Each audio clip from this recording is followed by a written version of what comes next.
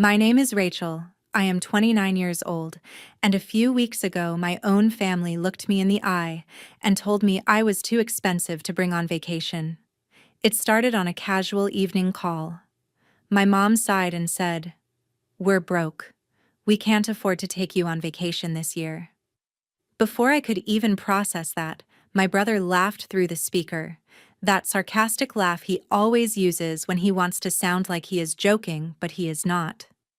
"Just stay home, you'll save us some money," he said. For a second I just froze. I have spent years helping them with bills, loans, and little emergencies, and suddenly I was the extra cost that needed to be cut. I swallowed it, forced a laugh, and said something polite like, "Yeah, sure, no worries, I get it." Because that is what I always do.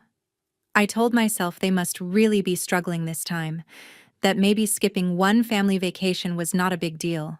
So I planned a tiny solo trip to New York using my own credit card points, the kind of trip where you count every dollar and pretend it is enough. I thought that was the end of it. Then I got to the airport. Standing in the economy line with my cheap ticket, I heard a familiar laugh behind me. I turned and saw my mom, my brother, and his kids at the first-class check-in, relaxed and smiling like money had never been a problem. The same brother who told me to stay home so I would not cost them anything now had his kids waving first-class boarding passes in the air. And I did not say a word. I just watched. And something inside me finally snapped. 2 weeks after that moment, those smiles were gone and my family was not calling me generous anymore. If you want to know how one broke family vacation turned into the end of me being their personal ATM, stay until the end. Because what happened next is the reason they are not smiling in those vacation pictures anymore. To understand why that phone call and that airport scene hit me so hard, you have to know how my family has always worked. I live in Houston. I have a pretty normal 9-to-5 job as a project coordinator for an energy company, and I pay my bills on time. I am not rich. I still have student loans and a budget spreadsheet, but I am careful. My parents, on the other hand, have lived on the edge of "we're broke" for as long as I can remember. My dad had heart problems a few years ago, so he stopped working early. My mom works part-time as a receptionist at a small dental office out in the suburbs. My older brother Matt is the responsible one in my mom's eyes because he has a wife, 2 kids, and a mortgage in the nice side of Katy. That responsible label is funny when you look at his credit card statements, but my mom never does. In our family, there has always been this unspoken rule. If something goes wrong, Rachel will figure it out. When their electric bill was past due, my mom would call me with that shaky voice and say, "Honey, they're about to shut it off. Can you help just this once?" When Liam wanted to join a soccer league or Ava needed costumes for a school play, my brother would text me, "If you could pitch in a little, it would mean the world. We're tight this month." This month somehow lasted for years. I sent money through Zelle and Venmo so often that my banking app started flagging repeat transfers to the same people. I cut back on eating out, on new clothes, on gym memberships, so I could help family. Every time I tried to save for myself, something urgent would pop up on their end. What made it worse was the way they talked about my life. My mom would say things like, "You're lucky you don't have kids yet. You can always make more money." My brother loved to joke, "You're the free one, no daycare, no school fees, nothing tying you down." Free apparently meant available to pay for everyone else's life. After a while, I stopped even dreaming about big trips. I would scroll through pictures of beaches in Hawaii or cities in Europe and think, maybe someday, when Dad's health is stable, when they're caught up on the mortgage, when the kids are older. There was always a reason to put myself last. Then, a few months ago, my company announced a slow period. No bonus this year, no promotions, just the usual paycheck. It scared me a little, but it also woke me up. I was almost 30 and I had never taken a real vacation for myself. That is when I got the idea. Instead of throwing my extra money into another one of their emergencies, why not do something for all of us? I thought if we went on a simple family vacation together, to Florida or somewhere with a beach and a pool, it would finally feel like I was part of the family, not just the backup wallet. So on that casual evening call, before the "we're broke" speech, I actually started with, "Hey, I was thinking, what if we did a family trip? Nothing crazy, a few days. I can help with some of the costs." I expected my mom to at least hesitate, maybe to say, "Let's see what we can do." Instead, the words came out of her mouth so fast it felt rehearsed. "We're broke. We can't afford to take you on vacation." Then Matt laughed and threw in that line about me staying home to save them money, like I was a line item on a spreadsheet they were cutting. In that moment, something small cracked inside me, but I pushed it down. I told myself maybe they really were drowning. I told myself maybe I was overreacting and that a cheap solo trip to New York would be enough. What I did not know yet was that their version of broke and mine were very, very different, and that the next time I saw them, that crack inside me was going to split wide open. A couple of weeks after that call, I was standing in my tiny kitchen, tossing clothes into a small carry-on and convincing myself that New York was all I needed. No fancy resort, no all-inclusive, just a cheap round-trip ticket from Houston to LaGuardia, a friend's couch, and whatever I could cover with credit card points and a bit of savings. I checked in online, saw the word economy on my boarding pass, and shrugged. That was normal for me. Middle seat, no early boarding, no free drinks. I told myself it was fine, that I did not care about first class or beach photos or matching family t-shirts. I Ubered to Bush Intercontinental, rolled my little suitcase inside, and joined the long, slow-moving economy line. It was a typical busy morning, kids crying, people in suits complaining into their phones, the overhead voice calling out boarding groups. I put my headphones around my neck and zoned out, thinking about pizza and Central Park, and maybe a Broadway show if I could find a discount ticket. Then I heard a laugh that made my stomach drop. It was my brother's laugh, that loud, performative sound he uses when he wants everyone around him to know he is having a great time. For a second, I thought I was imagining it. But then I heard my mom say his name, and my whole body went cold. I turned my head, and there they were. Not struggling at some self-check in kiosk, not counting crumpled bills at a kiosk for baggage fees. They were at the first-class counter. My mom was leaning casually on a sleek suitcase, wearing a new cardigan I had never seen before, and holding a to-go coffee like she did this every week. My brother stood next to her, talking to the airline agent with that confident tone he uses when he is trying to charm someone.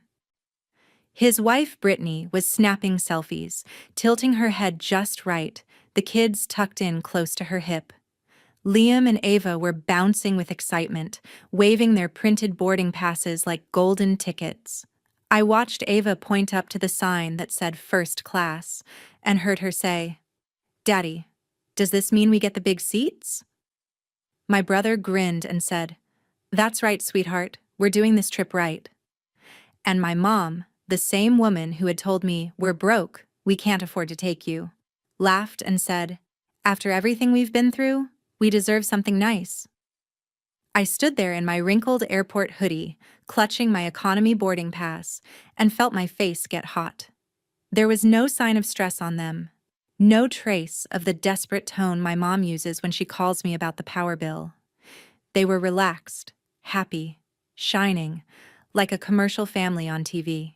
For a heartbeat, I actually wondered if I was the crazy one, if maybe their financial situation had magically changed in the last 2 weeks. But then the agent handed them their tickets, directed them to the priority security line, and I saw the destination printed on the tags hanging from their bags. Orlando. They were going to Florida. They were doing the exact kind of family vacation my mom had shut down when I offered to help. My legs started moving on their own, and I turned my back before any of them could glance my way. I could have walked over.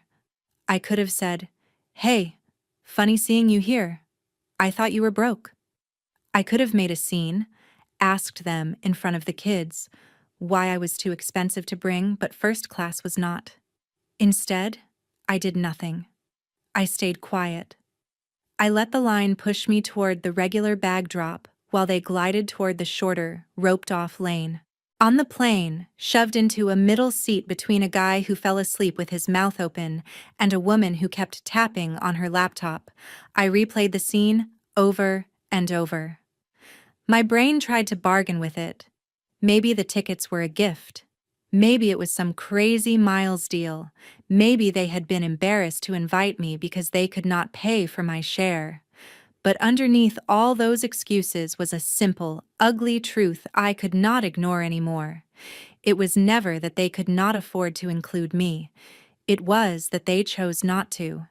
For years they had drawn from my account like it was an endless well, and then, when it came time to plan something good, something fun, something they could brag about online, I was the first thing they cut.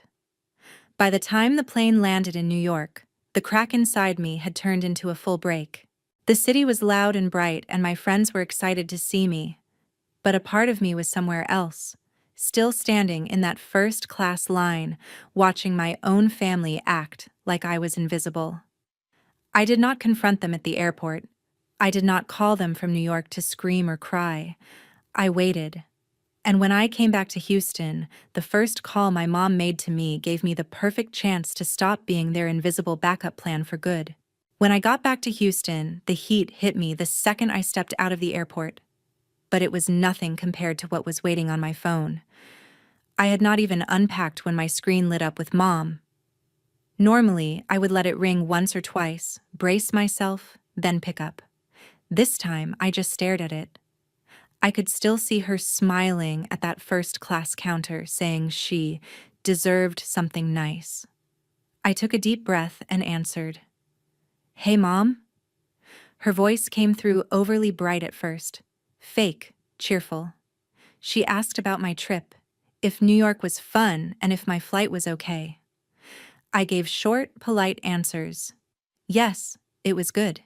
Yes, I was tired. We both danced around the real topic like it was some secret we had accidentally shared. Then her tone shifted into the one I knew too well, that soft, shaky voice wrapped in guilt. "Honey, listen, I hate to even bring this up, but things have been so tight since your father's last appointment. The gas bill is overdue, and the mortgage company called again. We're really struggling. Do you think you could help out just this once?" Just this once. I almost laughed. For years, every "just this once" had turned into a habit. I could feel my heart beating faster, not from panic like before, but from anger and something new. Resolve. "Mom," I said quietly, "were you struggling like this when you booked first-class tickets to Orlando?" There was a small silence on the line, like the air got sucked out of both our kitchens at the same time. "What are you talking about?" she asked. Her voice went flat. I did not let her dodge it. "I saw you at the airport," I said. "You, Matt, the kids, Brittany, first-class check-in. Orlando tags on the luggage. 2 weeks after telling me you're broke and can't afford to take me anywhere, you're flying out for a first-class family vacation."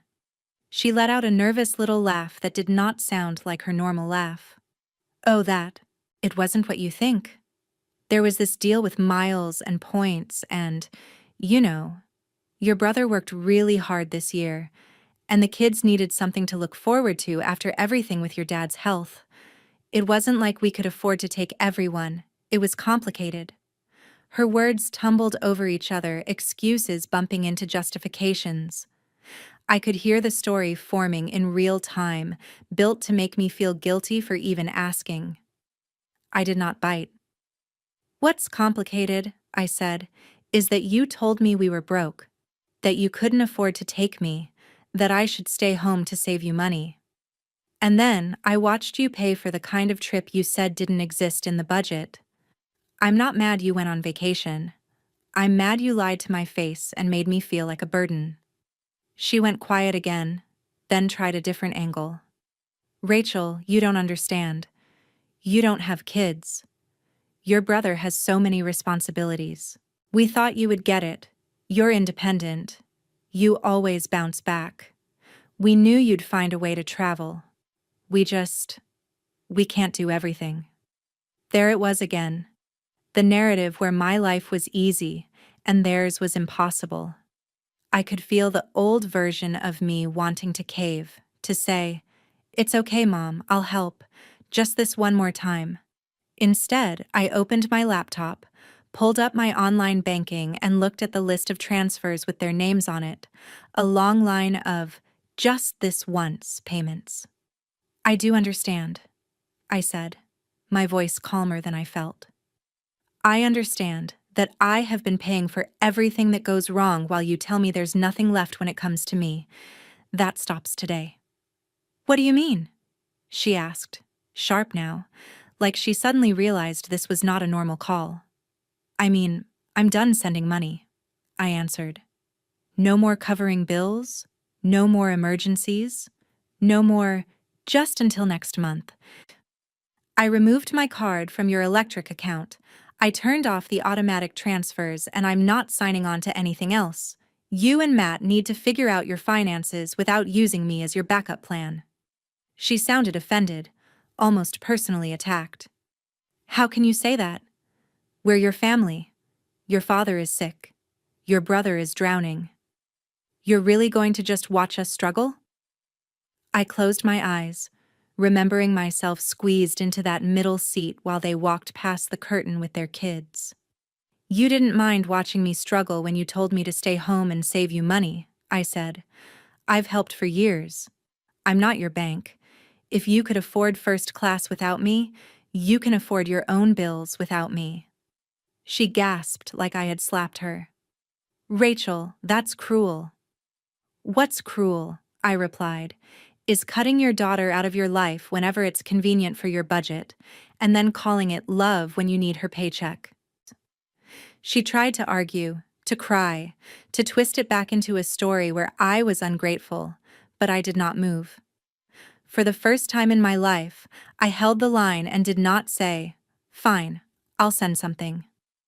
After we hung up, my hands were shaking, but not from fear. It felt like I had finally put down a heavy bag I'd been carrying for so long I forgot what my shoulders felt like without it. The next day, my brother called, his name flashing across my screen with a string of missed calls and long texts. And that was when the real fight started. Matt did not bother with small talk. The first time his name flashed on my screen after that call with my mom, it was a missed call. Then another.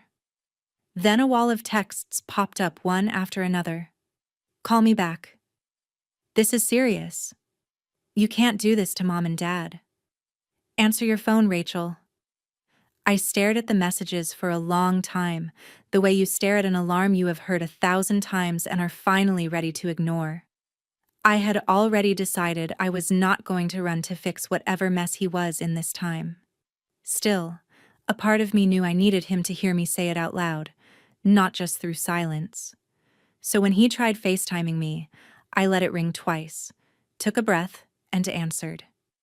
His face filled the screen, jaw tight, eyes narrowed, the kind of angry that comes from fear but refuses to admit it. "What the hell, Rachel?" he snapped before I could even say hello. "Mom is freaking out. She says you're cutting her off? What is wrong with you?" His voice was louder than it needed to be, like volume could bully me back into place. I leaned back on my couch, tucked my free hand under my leg to hide how much it was shaking, and kept my voice steady. "Nothing is wrong with me," I said. "I just told her I'm done paying everyone's bills." He laughed, this sharp, disbelieving sound that made it clear he thought I was being dramatic. "Are you serious right now? Dad's sick. The mortgage is behind. The utilities are past due. You're really going to act like you're some poor starving artist when you know you have money? It was almost funny, hearing him talk like he had ever once asked about my budget or my stress, like he had seen my bank account at 2 in the morning when I was doing math to make things work. I pay my rent. I pay my student loans. I pay my own medical bills, I said slowly.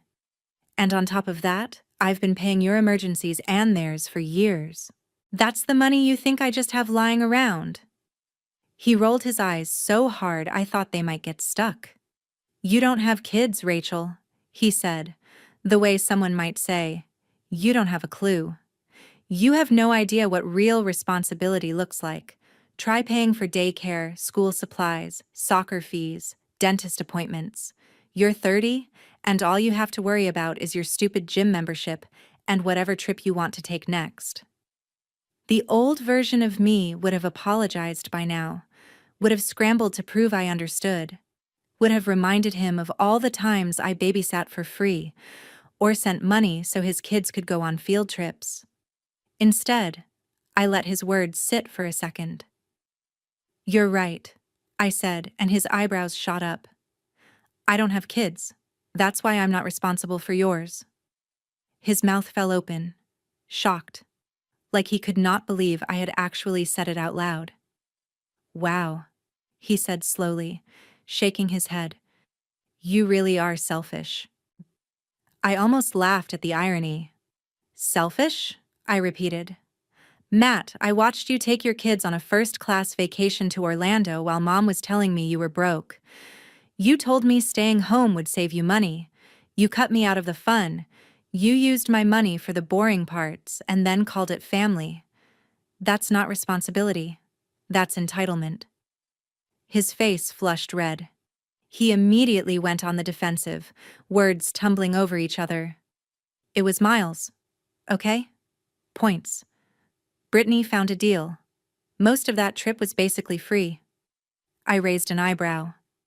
Then why wasn't there room for me? I asked.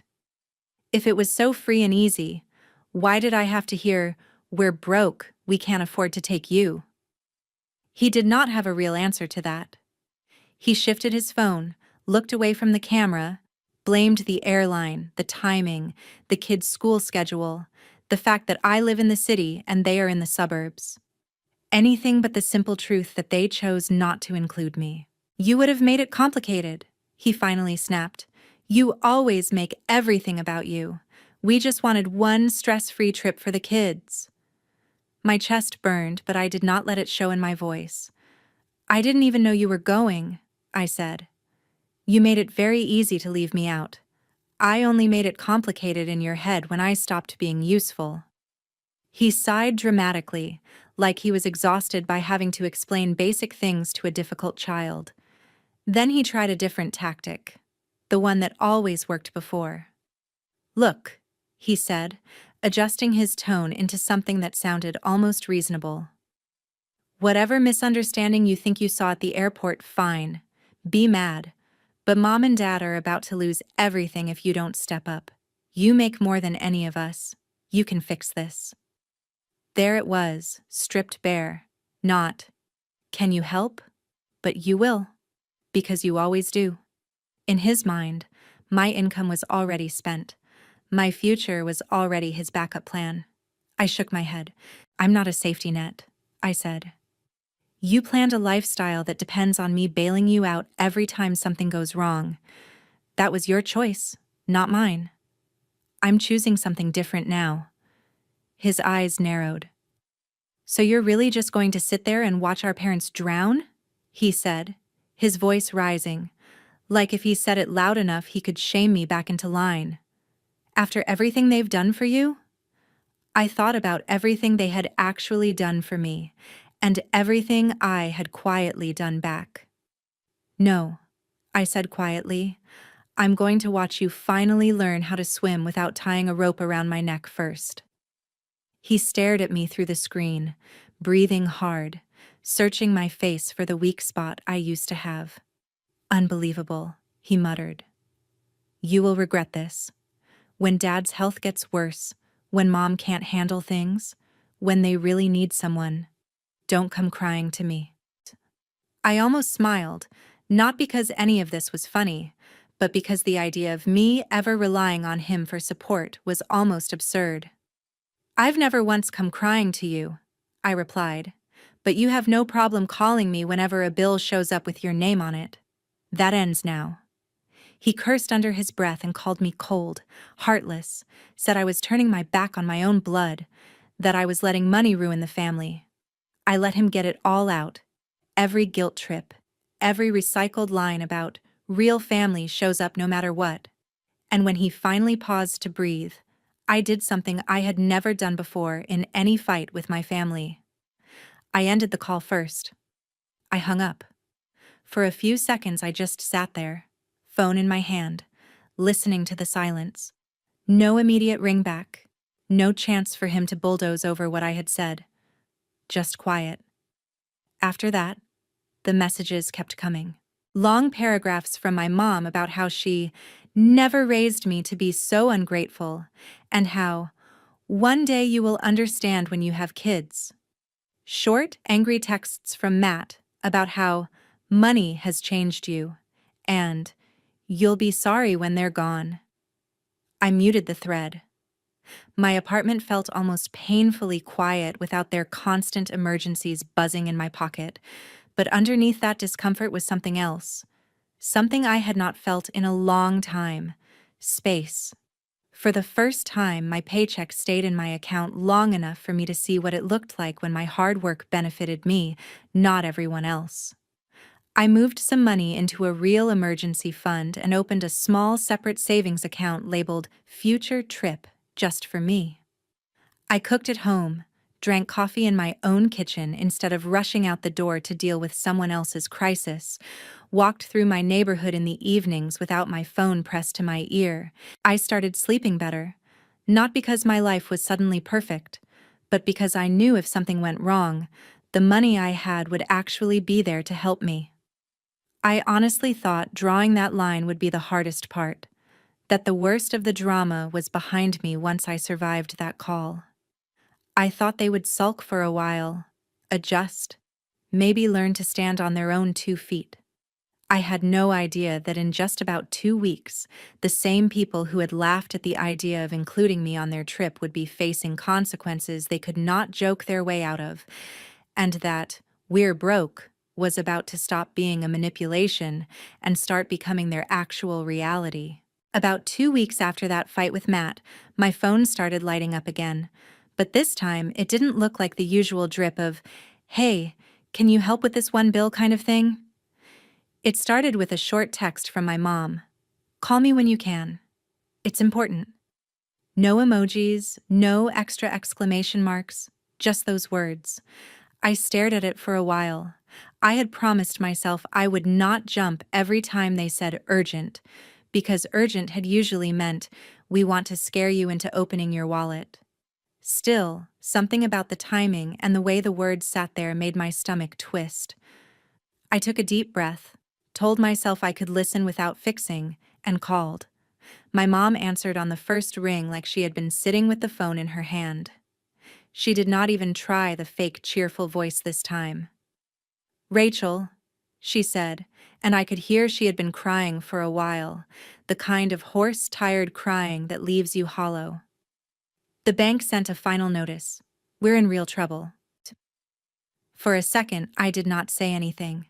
Silence has become my best shield. I let her keep talking, because when people are desperate, they will tell you the truth without meaning to. "We're 3 months behind on the mortgage," she continued, her words tumbling out fast, like if she said them quickly enough they might hurt less. "Your father's medical bills wiped out our savings, and then with the trip, and the cards, and everything, they're threatening foreclosure. If we don't come up with the money, we could lose the house." There it was. Not some random copay, not a single overdue bill. The whole house. The thing they had always said they were protecting for the family, the same house I grew up in, suddenly hanging by a thread. Old me would have panicked, grabbed a notebook, asked for exact numbers and dates, pulled up my banking app, started doing math in my head, already moving my dreams around to make room for their crisis. This time, I asked a different question. "When did you miss the first payment?" I said. She hesitated just long enough to answer the question without words, then finally admitted, "We've been a little behind for a while. We were juggling things, shifting cards, waiting on your brother's commission checks, hoping your father's insurance would reimburse more. We thought we could catch up." She did not say the other part out loud, but I heard it anyway, like a second voice underneath hers. "We thought you would break and bail us out again, like you always do." "And you still went to Orlando," I said quietly. "You still chose a first-class vacation while your house was already 3 payments behind." Her grief snapped into anger so fast it was like flipping a switch. "We needed that trip," she shot back. "Your father was depressed. The kids were disappointed. Your brother was working nonstop. We thought if we just had one good week, we could come back and deal with everything. How are we supposed to know it would get this bad this fast?" I almost said, "Because you've been ignoring it for years." But I bit my tongue. Instead, I let her hear the exhaustion in my voice. "Mom, this didn't happen in 2 weeks. This is not about me saying no for the first time. This is about years of spending money you didn't have and counting on me to plug the holes." She started crying harder, asking how I could be so cold, reminding me how my dad built that house with his own hands, how many Christmases and birthdays happened under that roof, how she rocked me to sleep in that living room when I was sick. Every memory was a hook she tried to throw into me, hoping one would catch and drag me back into my old role. "If you don't help us," she said, "we could lose everything. Please, Rachel. You're the only one who can fix this." That sentence used to feel like a compliment, like a badge of honor. Now it felt like a trap. I closed my eyes and pictured my own apartment, the one I paid for by getting up every morning, going to a job I did not always love, managing my own stress without handing it to anyone else. No one else helped me keep my lights on. No one else made sure my rent cleared. "Mom," I said slowly, "I understand how serious this is. I do. But your mortgage is not my responsibility. It never was. I've given you thousands over the years. I can't fix this for you. You and Matt need to talk to the bank. Refinance. Sell. Downsize. Do whatever people do when they've been living beyond their means. But I am not going to drain my future to cover your past choices." She called me ungrateful again, said she could not believe she raised a daughter who would abandon her family when they need her most. She said if my father's health got worse, it would be on my conscience. I told her I loved her, that I wished things were different, but my answer was still no. After we hung up, my hands were shaking again, but there was a different feeling underneath the shaking now. It was grief. Yes, for the house, for the version of my family I used to believe in. But there was also relief. The rope between us had finally stopped pulling me under with them. Instead of spiraling, I did something small and practical. I opened my banking app and looked at my accounts. For the first time in years, the numbers reflected only my decisions, my bills, my savings, my future. No secret obligations hidden under the label family. Over the next few days, I started hearing pieces of what was happening from other people, because when your family drama spills over, it never stays contained. A cousin mentioned that Matt had taken on extra showings and side jobs, driving all over the city to try to pull in more commission, but the market was slow, and he was already behind. A mutual friend told me Brittany had been venting on social media, posting long captions about how people turn their backs on you when times get tough, under photos of half-packed boxes and takeout containers. In one picture, they had clearly sold or moved half their furniture. The living room I recognized from family gatherings looked bare. In the background of a short video, I saw Liam and Ava sitting on the floor, not smiling, surrounded by cardboard. No matching shirts, no Mickey ears, no first-class glow. Just two kids whose parents had spent years pretending consequences did not apply to them, now watching their world shrink. Curious in a way that hurt, I clicked through more of Brittany's posts. There were complaints about having to sell their SUV and go down to one older car. Comments about canceling the kids' soccer and dance because we have to focus on essentials now.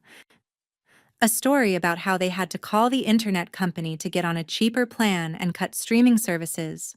One line stuck with me: "We busted our butts and got judged for one nice trip." She didn't say my name, but I did not need a tag to know who she meant. Reading that, I felt the familiar wave of guilt try to rise, that old reflex that said, "Look, they're struggling. Just help a little so the kids don't suffer."